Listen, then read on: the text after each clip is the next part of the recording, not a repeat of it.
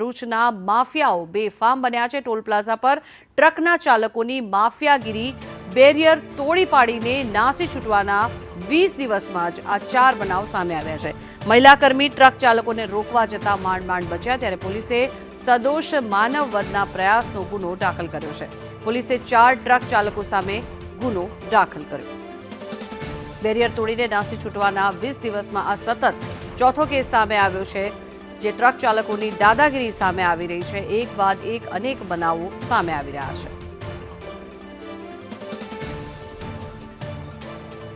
આ દ્રશ્યો જે સામે આવી રહ્યા છે ભરૂચના આ દ્રશ્યો કે જેમાં બેરિયર તોડીને નાસી છૂટી રહ્યા છે। સતત એક બાદ એક અનેક ટ્રક ચાલકો બેફામ બન્યા છે। ખનીજ માફિયાઓની આ દાદાગીરી સામે આવી રહી છે। સંદેશ ન્યૂઝની ટીવી સ્ક્રીન પર આ એક્સક્લુઝિવ દ્રશ્યો આપ જોઈ રહ્યા છો। બેરિયર તોડીને નાસી છૂટવાના સતત કેસ એક બાદ એક સામે આવી રહ્યા છે।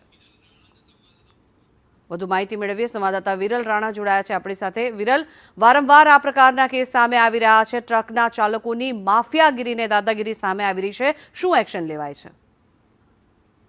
જંકના જે પ્રમાણે જે દ્રશ્યો સામે આવ્યા છે, જેમાં ખનીજ માફિયાઓ બેફામ બન્યા હોય તેવા ટોલ ટેક્સ પરથી એક પછી એક વાહનો તેઓ છે બેરિકેડ તોડીને પસાર કરી રહ્યા હતા। આ બાબતે અંકલેશ્વર બી ડિવિઝન પોલીસ સ્ટેશનમાં તેઓ સામે ગુના નોંધાયા છે।